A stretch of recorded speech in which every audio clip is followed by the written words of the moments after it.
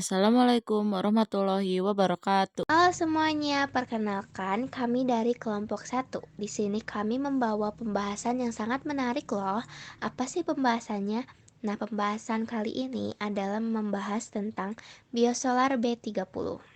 Sebelum masuk ke materinya, yuk kita kenalan dulu dengan anggota kelompok satu. Nama saya Alia Fani Maharani dari nomor absen 3. Aku Karisa dan Alkisa absen 17. Saya Nadira Hasya Kamilah dari absen 24. Nama saya Nisa Kisirana dari absen 26. Yang sudah kita rasakan akhir-akhir ini, bumi terasa sangat panas. Hal ini dipicu oleh adanya efek gas rumah kaca di atmosfer. Seperti yang sudah kita ketahui, efek rumah kaca dapat terjadi karena adanya aktivitas-aktivitas manusia yang menyumbang kadar CO2 di atmosfer. Solar atau B30 ini dapat membantu loh. Gimana ya caranya? Yuk kita simak videonya. Nah, apa sih B30 itu? Jadi, biosolar B30 adalah hasil pencampuran solar dengan minyak nabati yang berasal dari minyak kelapa sawit atau crude palm oil atau CPO dengan komposisi perbandingan 30% bahan nabati dan 70% bahan solar. Cara pembuatan biosolar B30 adalah sebagai berikut. Yang pertama, yaitu direct use dan juga blending. Mesin diesel yang digunakan minyak nabati secara langsung sangatlah tidak baik dan juga dapat menimbulkan masalah. Hal tersebut dapat menyebabkan kegagalan bawaan. Meskipun minyak nabati memiliki sifat yang sangat mirip dengan biosolar, tapi masih diperlukan beberapa proses modifikasi kimiawi sebelum digunakan.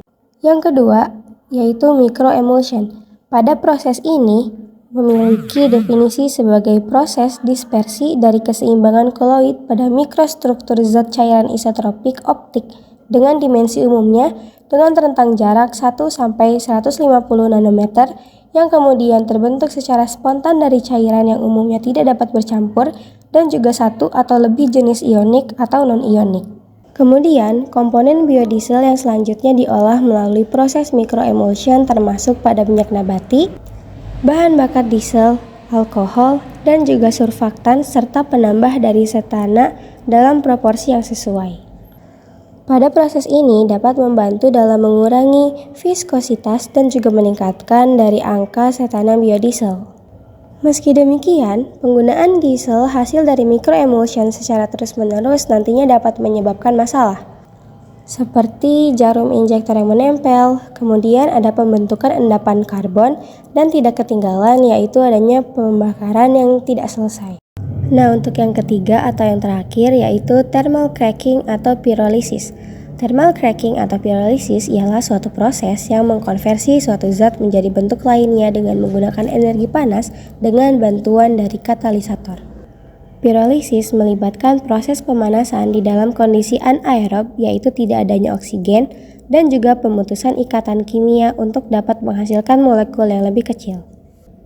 Proses kimia pirolitik akan sangat susah untuk dilakukan pada mengkarakterisasi karena jalur reaksi yang bervariasi dan juga produk reaksi yang bervariasi yang mungkin diperoleh dari reaksi yang terjadi. Beragam bahan yang bisa dipirolisis dapat berupa minyak nabati, asam lemak alami, lemak hewani, dan juga asam lemak metil ester atau FAME. Pada proses produksi biosolar, cara paling umum adalah dengan transesterifikasi. Transesterifikasi itu sendiri mengacu pada reaksi kimiawi dari katalis yang melibatkan minyak nabati dan alkohol untuk menghasilkan asam lemak alkil ester, yaitu biodiesel dan juga gliserol. Reaksi transesterifikasi membutuhkan suatu zat basa yang kuat sebagai katalis seperti zat natrium dan kalium hidroksida ataupun natrium metilasi dan proses transesterifikasi dengan basis asam sulfat. Nah, seperti itulah proses pembuatan dari biosolar B30. Lalu selanjutnya perbandingan B30 dengan sumber energi non-bio. Yang pertama, komposisi bahan bakar. Biosolar B30 terdiri dari 30% metil ester atau biodiesel dan 70% minyak solar. Sementara bensin dan solar murni terbuat dari 100% hidrokarbon bahan bakar mineral hasil penyulingan minyak bumi. Lalu yang kedua, ketahanan terhadap oksidasi. Biosolar B30 memiliki ketahanan terhadap oksidasi yang lebih rendah dibandingkan bensin dan solar murni. sehingga B30 harus disimpan dengan benar. Yang ketiga, titik nyala. Titik nyala biosolar B30 rata-rata 130 sampai 170 derajat Celcius. Sedangkan bensin dan solar murni memiliki titik nyala 55 sampai 65 derajat Celcius. Titik nyala yang lebih tinggi membuat biosolar B30 lebih aman digunakan.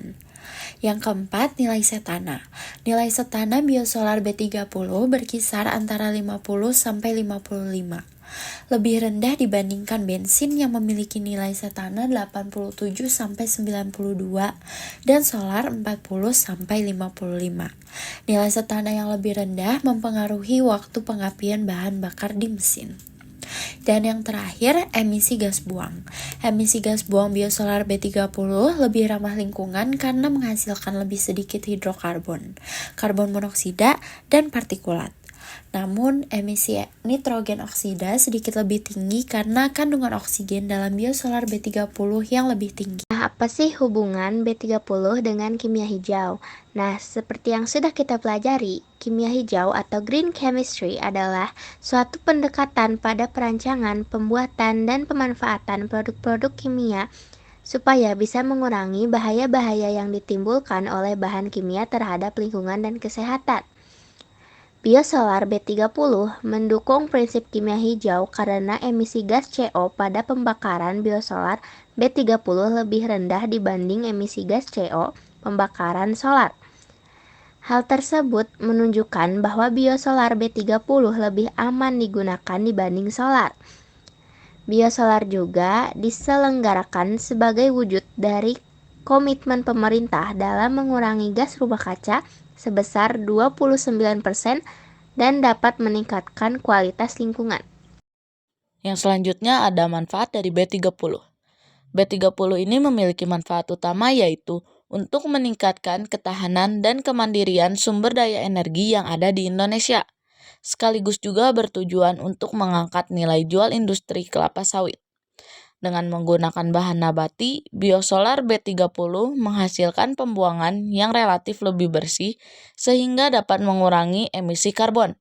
Sebagai tambahan, unsur FAME yang bersifat detergensi mampu membersihkan mesin-mesin kendaraan dengan lebih baik daripada bahan bakar BBM. Dan yang terakhir, penerapan B30 dalam kehidupan sehari-hari.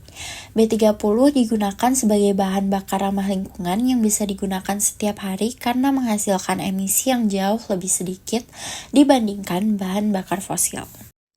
Nah, itu saja video penjelasan tentang B30 yang dapat kami sampaikan. Mohon maaf apabila terdapat banyak kesalahan atau kekurangan. Semoga dapat bermanfaat bagi kita semua. Yuk kita lebih menyayangi dan menjaga lingkungan dengan menerapkan kimia hijau seperti menggunakan B30 yang tadi kami jelaskan. Terima kasih telah menyaksikan. Wassalamualaikum warahmatullahi wabarakatuh.